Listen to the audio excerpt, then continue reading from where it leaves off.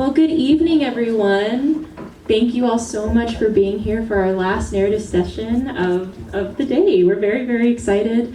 We have two wonderful people here that haven't spoken yet today, so I'm so excited to learn more about them, and I'm sure you all are too.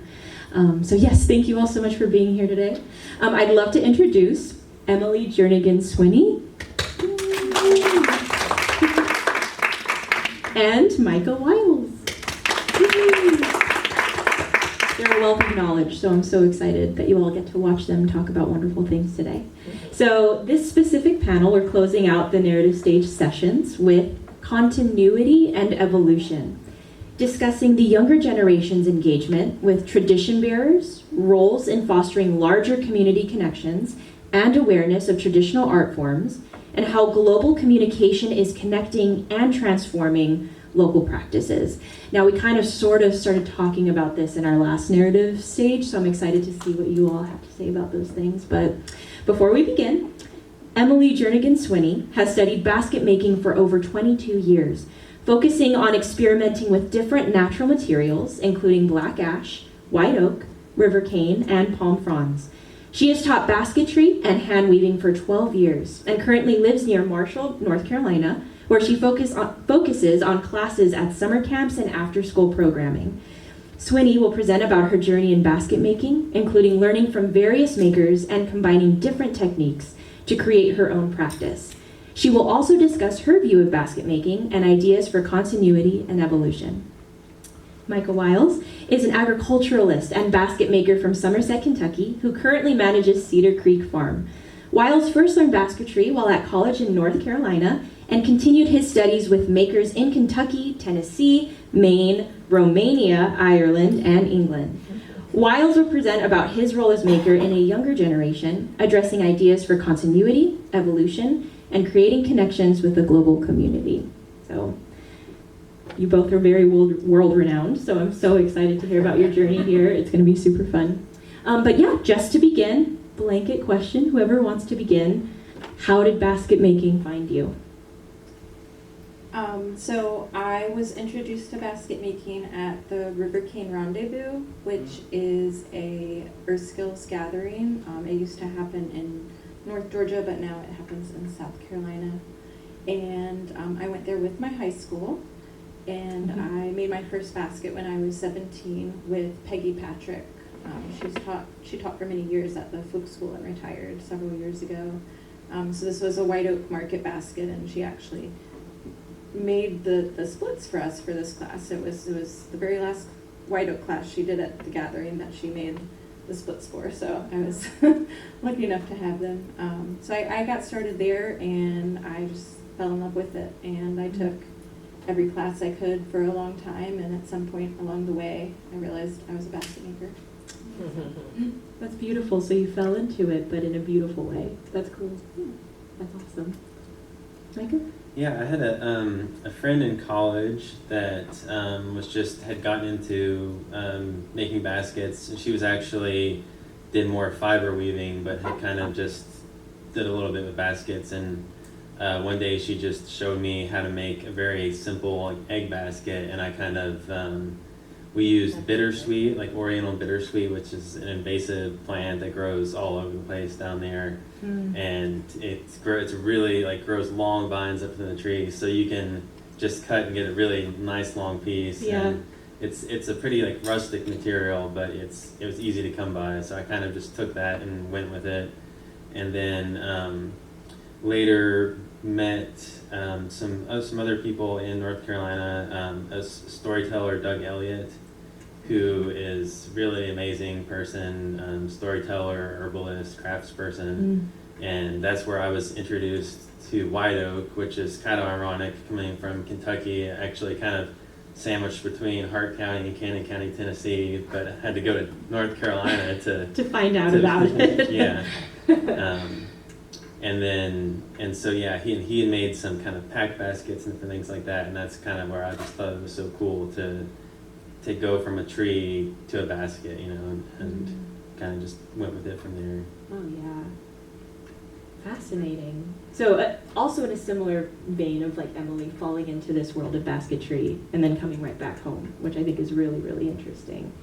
Well, I know, throughout the day, there's actually been a lot of kind of language surrounding age when talking about baskets, specifically in the basket makers themselves. I know a lot of the individuals that have been speaking today have talked about, the more you teach, the more you do workshops, the more you learn, the more age you have, the more knowledge you just naturally do have. But I've also heard, there's a new and up-and-coming generation of basket making. You both fall into that category. So what is it about, this idea of age and generations, right, that is so... Why is it so talked about in basket making? I feel like there's a lot of negative stereotypes for some reason with older generation versus younger generation, anything, right? Which I think is silly.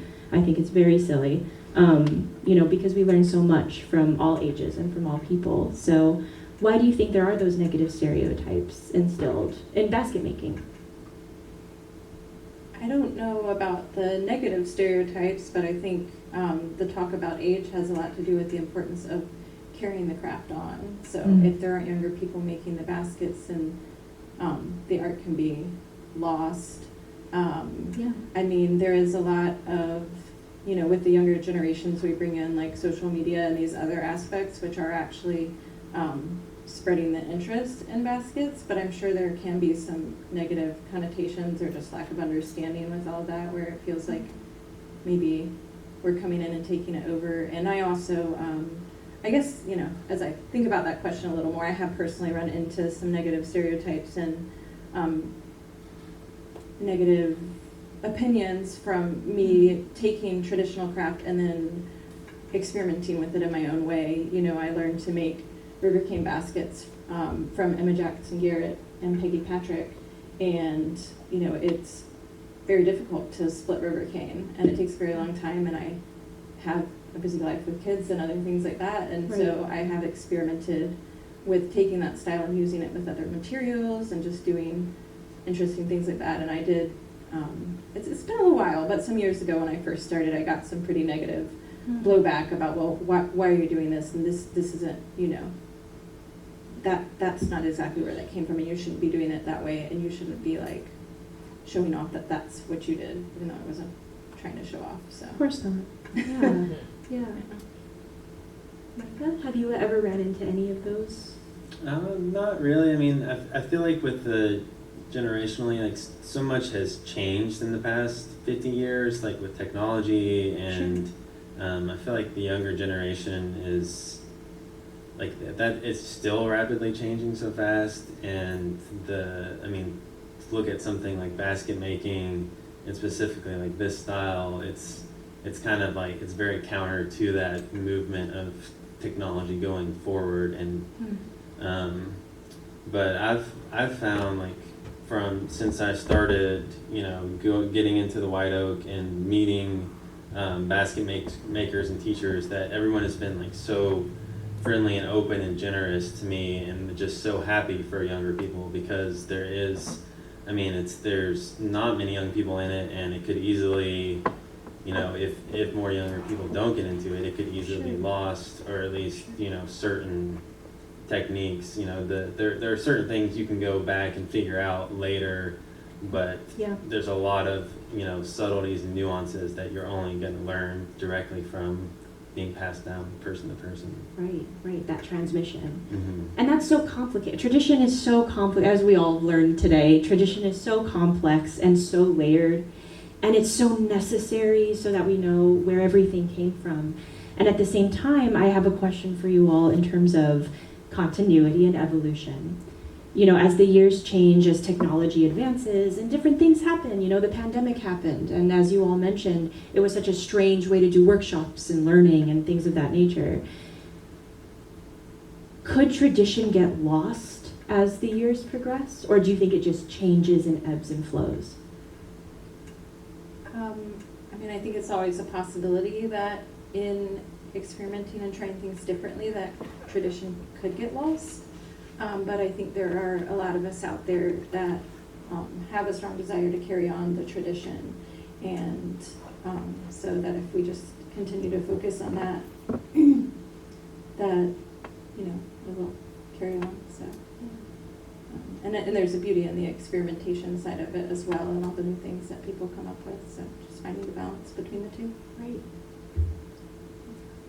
Yeah, I think when you're looking at traditional, like what you're calling a traditional basket, you know, like we've heard about today that in 100 years ago, baskets were mostly functional, very rustic, and then there was kind of that evolution. So it's not like we tend to think of traditional things as being stagnant, but it's actually they're constantly changing and adapting to the changing environment around them, and just people kind of picking up and doing their own things. So I think to me the important thing with White Oak is carrying on the knowledge of how to process it, how to get to where you can make a basket, and then I think it is important to learn traditional ways and to be able to pass that on, Right. but then to also take and put your own spin on it, and still, it's gonna change over time. It's not always gonna stay the same, but just being there to carry that on, and part of that is making it interesting for the next generation, because that's part of why tradition changes, because the next generation has different interests, and they may not want to do the way that it's been done, so you kind of have to learn that tradition and then find a way to pass it on that's interesting to the next generation. Right. Like Marianne had said earlier about teaching 9-year-olds about the tradition of basket making, but that, I don't even know how to, that nostalgic feeling of storytelling stays with everybody. Everybody can connect to a story. It transcends borders. No matter what, people can relate to a story. And I think that's what you all are doing. You're playing with these new ways that you can transmit these traditions to people through your basket making. Would you all mind expanding on kind of the work that you do and the styles that you do and how you challenge these? I don't even like to say challenge tradition, because as you mentioned, it's ebbing and it's flowing and it's changing all the time. But how you challenge these norms? I'm still very much in the learning phase. With White Oak Basketry, you always are. There's always more to learn, but I guess more appropriate would be like an exploration phase. So trying to learn from as many different people I can, get different techniques and see what comes out of that as far as what is my style, and where I want to go with that. So I think, just learning from different people, getting different takes. Everyone has a different way of processing and different styles of basket that they make. So yeah, I think just taking time to, trying, I like to challenge myself with trying new baskets, and just, looking in old books and finding a basket that sticks out that I, want to recreate, and kind of just see, where it takes me without any real goal in the end of, where I want to end up with it. Just going with the flow. Yeah. Cool. I think one of the ways that I'm carving my own path is that I always craving more knowledge in the basketry world, so I'll take a class from anybody I can with whatever material I can, and it all just kind of melds in together with my, the knowledge that I had, and affects my style. So I actually, I've been weaving for 22, 23 years now, and I have an interest in jurying into the Southern Highlands Craft Guild, but you need a body of work for that. You need to have a contiguous body of work, and I'm like, what is my body of work? Like, I don't have a body of work because it has to all be connected in it. It's because it's a basket, but that's, I don't know if that makes it a body of work. So I don't know. I feel like after 22 years I should be able to say what my style is and what makes it different, but I guess the difference is that I'm just always piecing it together. Yeah. And then sending it back out there. I love teaching as well. So. Yeah. And have you both dabbled in that world of teaching others, or primarily students, or have you been the student, or both? I've been teaching for, I think about 10 or 12 years now. I started at a blend of summer camps and after school programs and at the primitive skills gatherings that I learned at myself. And then I teach local classes, and I even, I still work in this field but do it differently now, but I used to work at a day program with adults with special needs, so I actually used to do crafts with them, and I would adapt the basket for each person I was working with. Some of them, I could give them directions and they could weave it with both their hands. Some of them only had the use of one of their hands, or could just hold a piece and then I would move the other pieces. But either way, they got to leave with a basket that they had made. So Such a beautiful collaborative process. it's fun. That sounds really fun.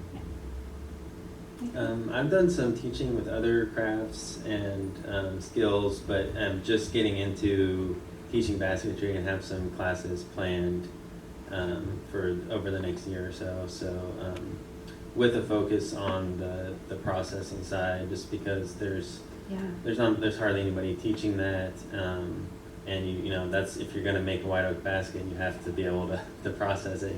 So Right. it's the building block to get into it. So. Great. And I think, both of you being wonderful teachers and students in that way, I think you learn, just as we learned today, from teachers and from students equally, just in different ways. You know what I mean? And I'm curious, in terms of this idea of continuity and evolution with basket making. A lot of people mentioned today throughout the day in narrative stages, when we were just having casual conversations, like any folk art, the fear of it going away, or the fear of not being able to pass it down to generation. Would you all mind expanding more on that, just as people that are up and coming and, learning so much about this world and have learned so much about this world for 12 years?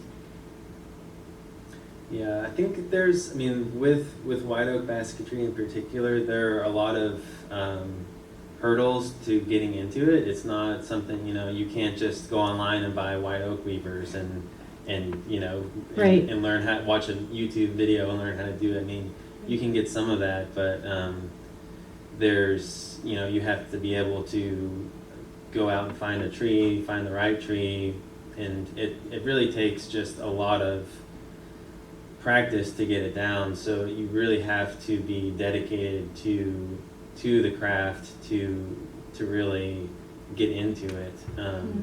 So I think that's one thing that's hard, because I feel like in general, basketry and other handcrafts are kind of coming back and becoming more popular.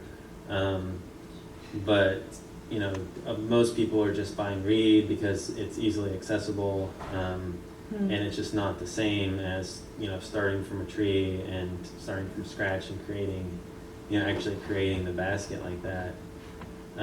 So I think that's a big issue, and even with a lot of seasoned basket makers, like a lot of people in this room that I talk to are having problems finding good trees.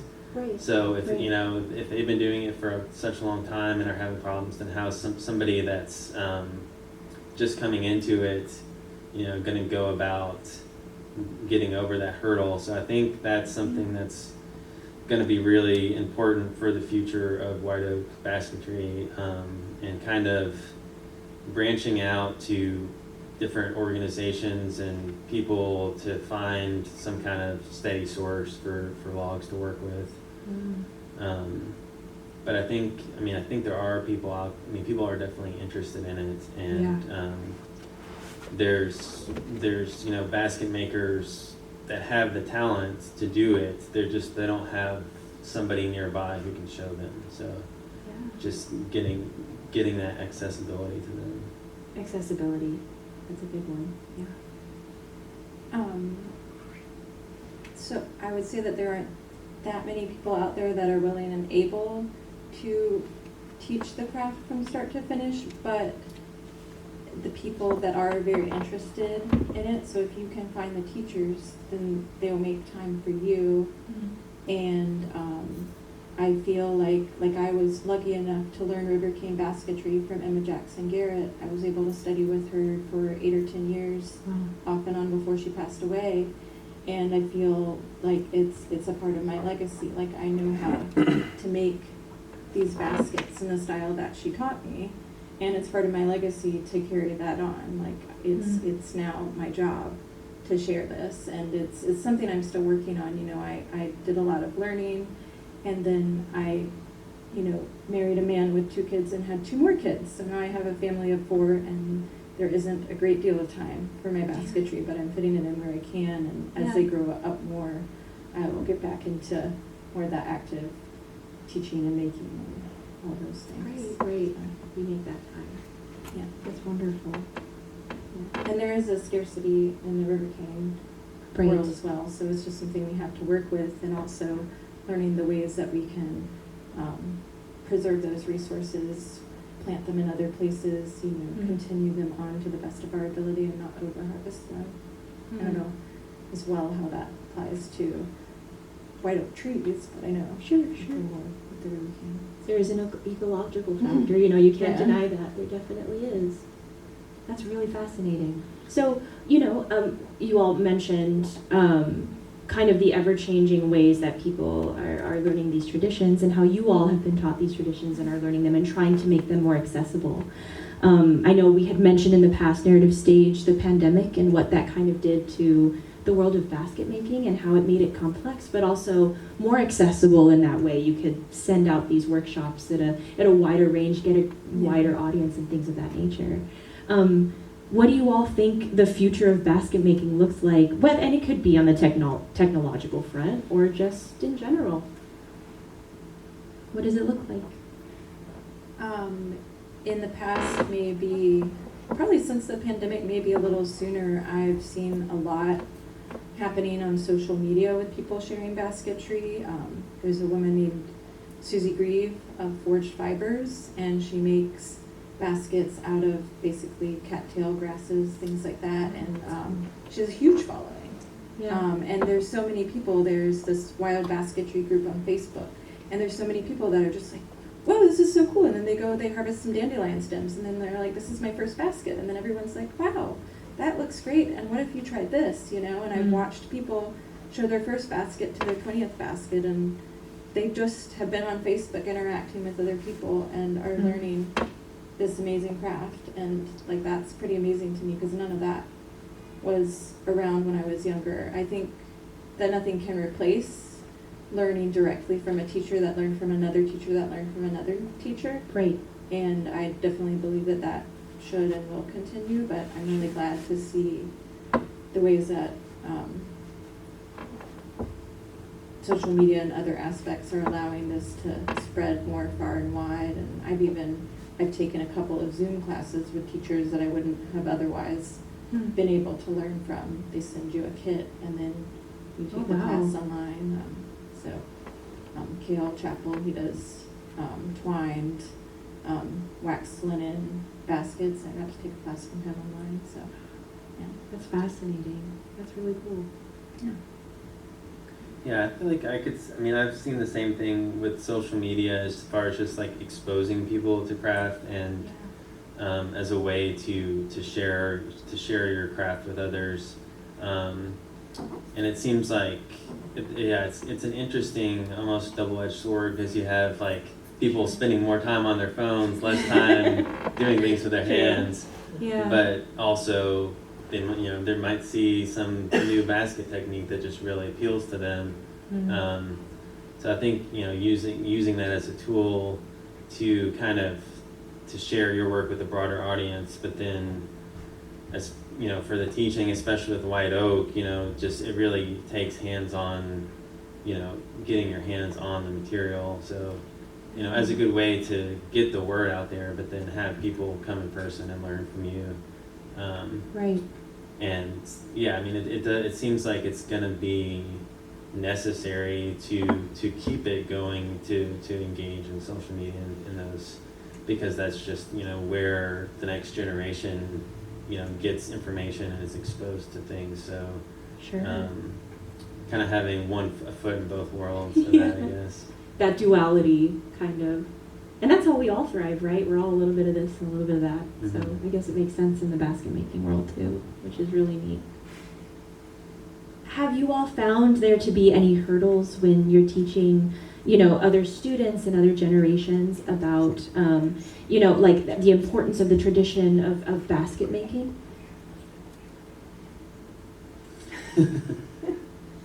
Think on that one.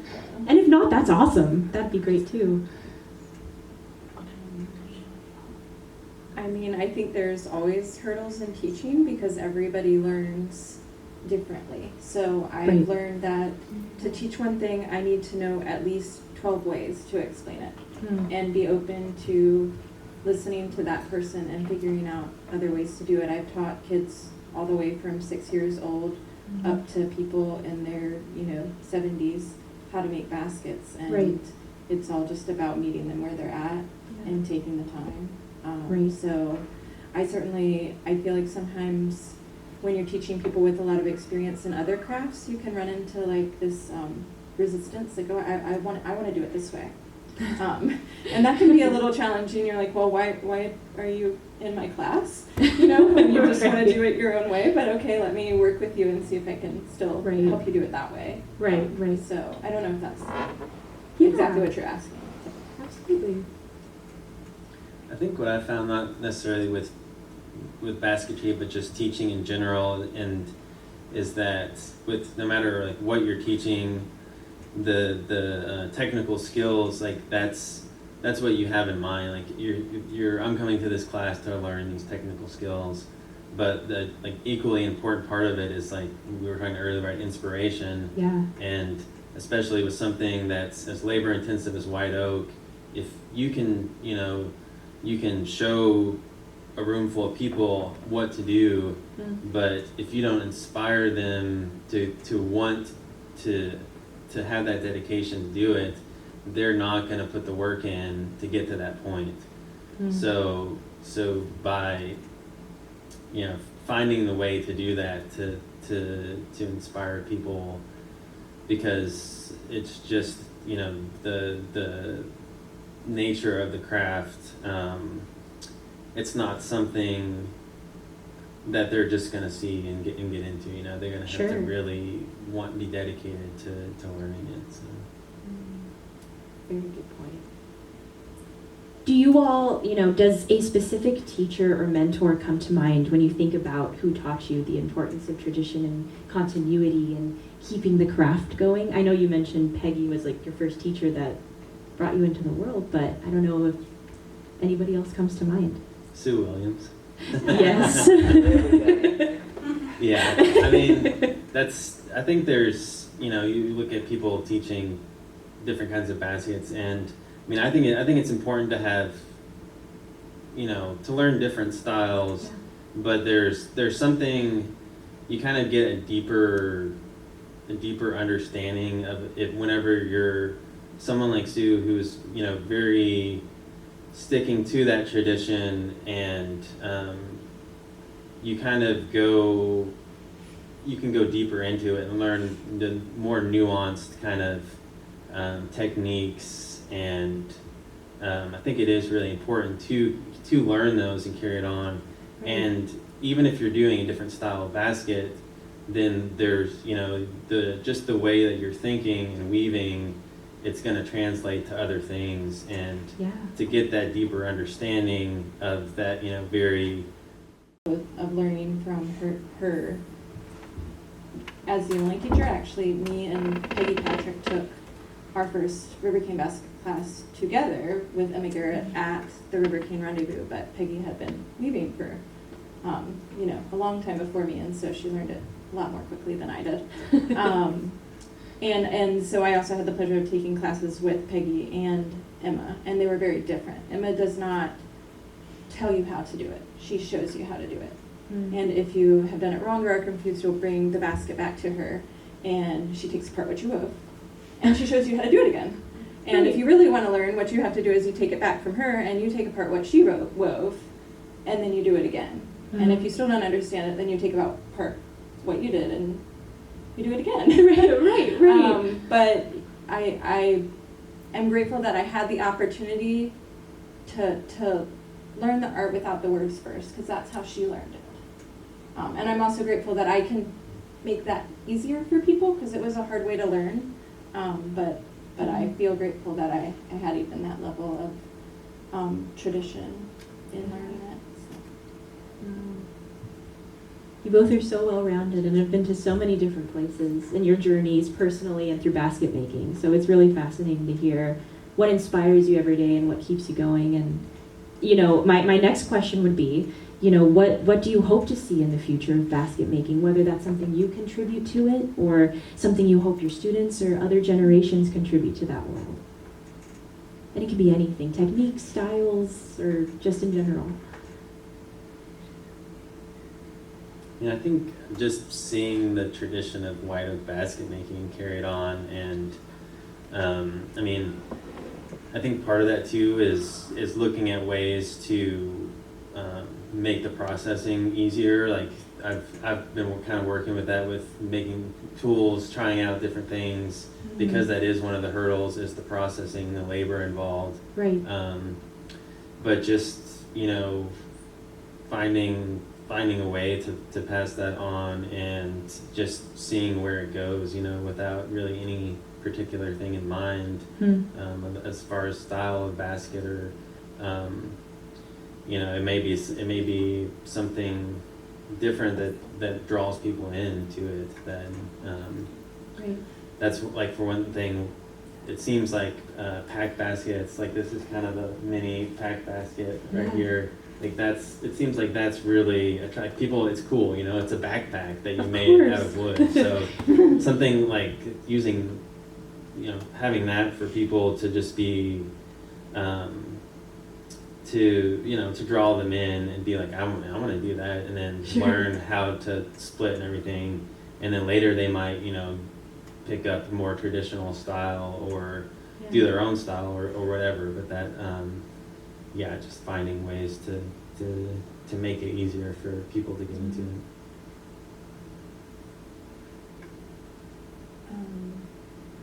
Having more trouble with this question. I mean, I guess I want to see a blend of the, you know, the traditional and also people making their own twist on it. But I think thing I would love to see the most is just seeing the younger generation have an easier access to this. You know, I would hope to, when my kids get a little bit older, to teach them how to do this, you know, and have them have access to that even earlier, and see what they do it. I love for, especially in the regions where these types of crafts were most traditional, I love to see it, you know, back in schools, you know, just earlier opportunities to work with things, because I think when we learn things when we're younger, we can just go further with it as we get older, and it's a great opportunity.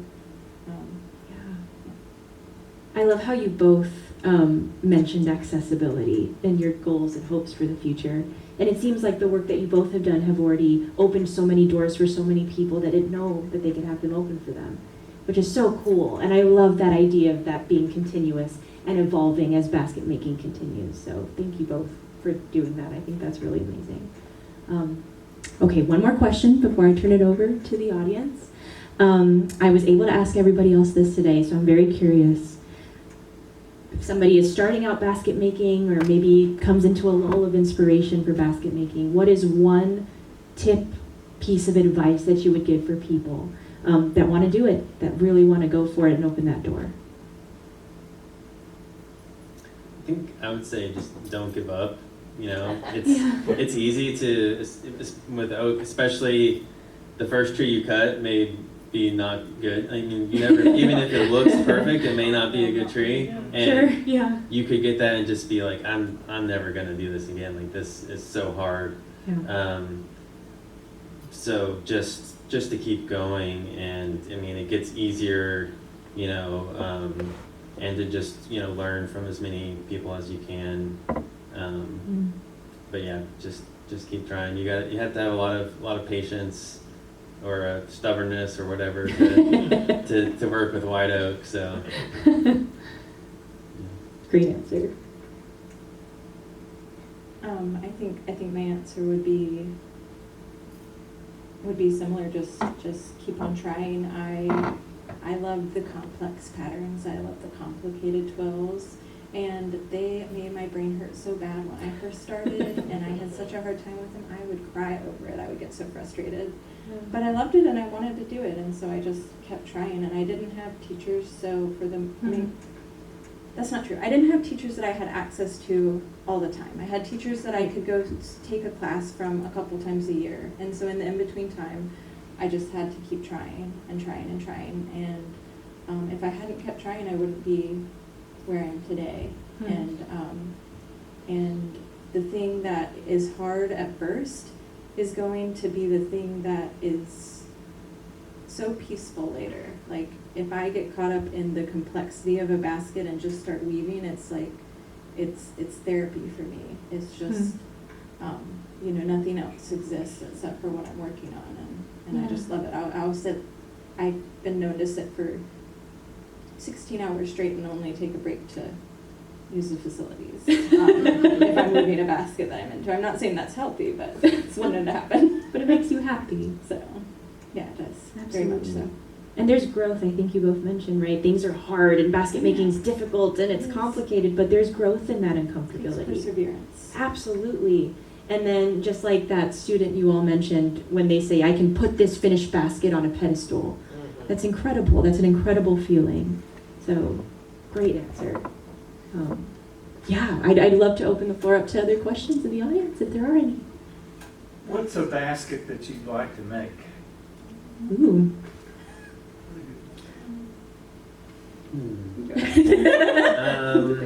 He just made. We're working on it. Let's see. Great question. Right now, I don't have anything in mind for a next project. Well, I did. I got to spend some time with some Cherokee basket weavers, working with Kane, Mary Thompson, and Betty Maney down in Cherokee, North Carolina, and that was a really, really cool experience, and just got a taste of the double weave technique, which is very complicated and difficult, but that just makes me want to do it more. So that's something that yeah, I would like to do. Yeah.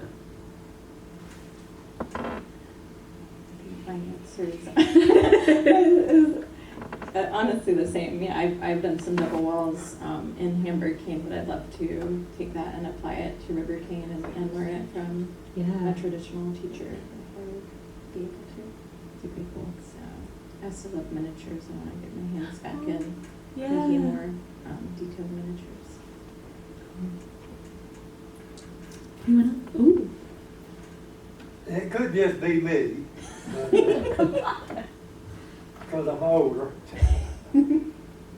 But it seems like a lot of the younger generation doesn't want to get anything physical. You know what I mean? And that could be me. I might be totally 100% off, 180 degrees off. But it seems like the ones I've come in contact with, and I've run into it in my job with apprentices and things like that, they don't like to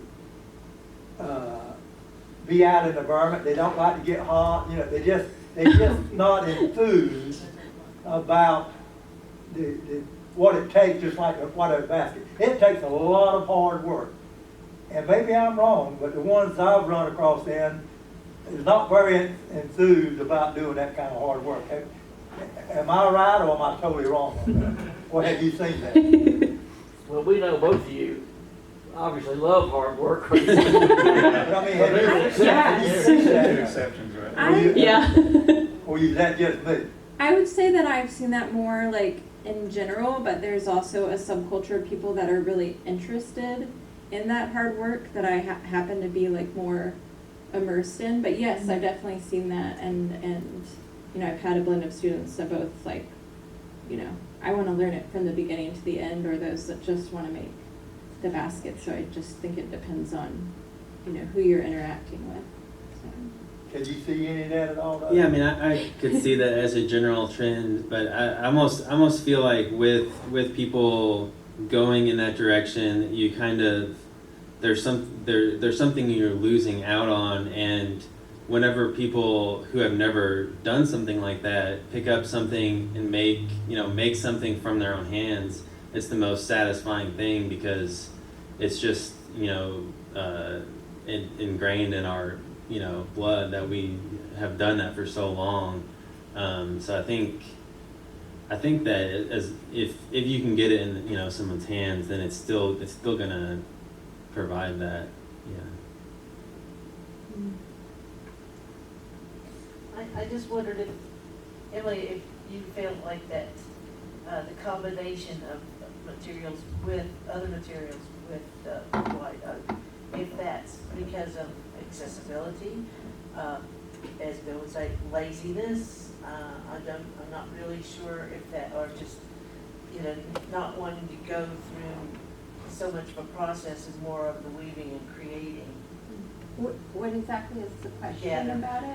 Well, do you feel like maybe the combination that way you do is because of lack of material, like finding it? I think it can be a blend.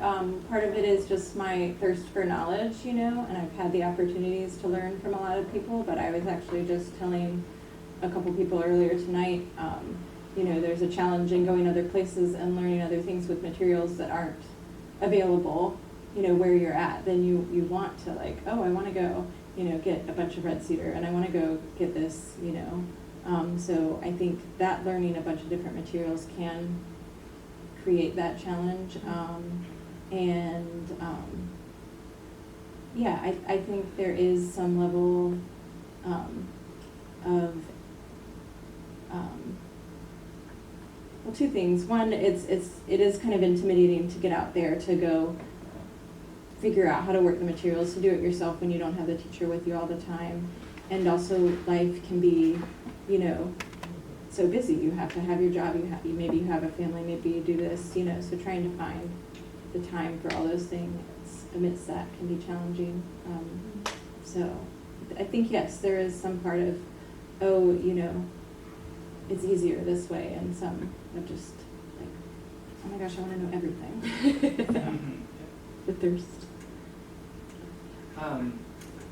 My experience with young people, as much as like the not wanting to go outside, is also a clearness about the dire situation of the world, like how serious politically, environmentally, and I'm wondering, like, if when young people come up to you and they're looking at, you know, global temperatures, wildfires, and they're like, what's the relevance of basket making given how serious the state of the world is?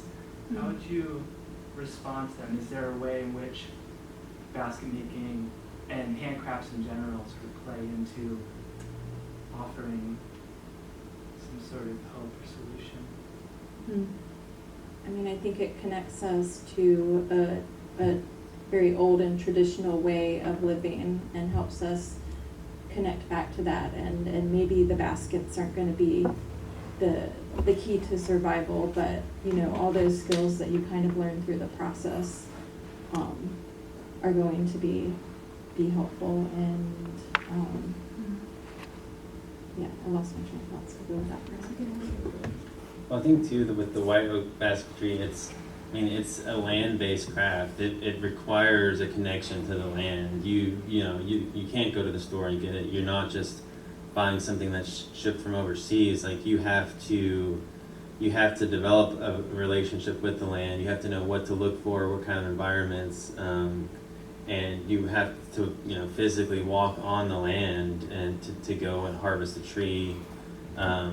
And you're looking to the future if you want to keep harvesting trees, what that needs to look like. So I think just having that mindset and just with a deeper connection to the land is going to be beneficial. You know, it's not going to solve those things, but it's going to be helpful.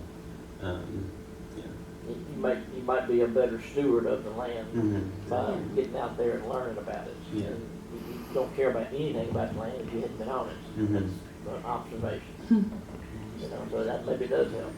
Well, and I've learned over the years that there is nothing more powerful in a person's life to take something like sticks and make something of it they make something that didn't exist before. Yeah. And that is very powerful. It's a mind changer. Yeah. I used to teach a lot of arts programming to a lot of different kids, to middle school kids. Man, you learn so much from them. It's a tough age to be, you know, a lot's happening to you at that age. So it's really hard. And very similarly, they would say stuff, you know, and they didn't mean it, but why does this matter? Why do the arts matter? You know, everything's falling apart. And there's a very famous saying that's something, I'm probably going to butcher it, but in this lifetime, it's okay if you only inspire one person in this world, and it's okay if that person is you. And I think making them realize, like, even if your life is changed in this moment, like with this weaving and this basketry, I know things are falling apart, I know life is hard, we all get it. But even if you feel good and put your basket on that pedestal in that one moment, like, that's so much. And I know it's hard for them to realize that at 11 maybe, but it's a start. Along those lines, we've done a lot of hiking out west in Utah, in the ancient ruins, and we were with some friends, and I said, Rebecca, we're part of the problem, because we're leaving our footprints, and we're not stealing stuff, but we're part of the problem. And she looked at me, and she said, you're also part of the solution. So that's a lesson in life, Right. along what you just said. Yes, For those that were here last year, we had a lady from the Alabama Council of Art. Her job, and she came here for an interview and to get a taste of it, is her job was to look out there and find these resources. That was her job, wasn't it? Her job was to find these resources, and then it's up to us to go to her and check back on it. Have you done any good? Because that was her whole job, was to go out there and find ways for white oak basket makers to get the timber. And I think we need to look at that and see has she made any headway. That would be a great, if she's done any good, that would be a great thing, wouldn't it? You know, if she helped solve how we could get the trees, you know. Right. So somebody needs to get in Kentucky with the Alabama Council of Art. That would be the one that was, Jennifer McConnell was her name. and she come here, put that on last year, didn't she? That was one of the things that she was Somebody talking check about. with her? Have you checked with her? Has No, anybody? that's what I'm talking about. I haven't, but that would might be even something that you could look at. We could give you the name and see, is it something that it has done any good? It might be she says, hey, this ain't going to work, but she might say, you won't believe what I've run into that can help. Right. So somebody needs to look into that, and that might be something you could do. Now, at the state level here in Kentucky, not that I'm working for the state, they have a white oak initiative, because the whiskey people are running out of white oak barrels. And so it's a huge, at the state level, and I've got the emails, and a lot of people are working on trying to keep this a sustainable future for the white oak trees, which means not only basket makers, but mostly the timber industry, which is $1 billion industry. So they're looking into that. Yeah. Of course, their trees, they want the big trees, we want the small ones. But it's interesting that they got the same problems we do. Yeah. But I thought that was pretty unique to that person. Her job was just that, wasn't it? Mm-hmm. She was looking into, and I thought, you know, to help, because she's realizing we had that problem in Alabama. What's the problem all over? Right. Getting the trees, and she might not have had no luck, but she might have said, hey, we found some solutions. You never know. Yeah. Great point. Anything else for anyone? Alrighty, let's give a lovely round of applause, please. And just another round of applause again to the wonderful people we had today speak at the United Stages. So thankful for you all. We all learned so much from you. Thank you all so much, and have a safe and wonderful night. Thank you. It's true.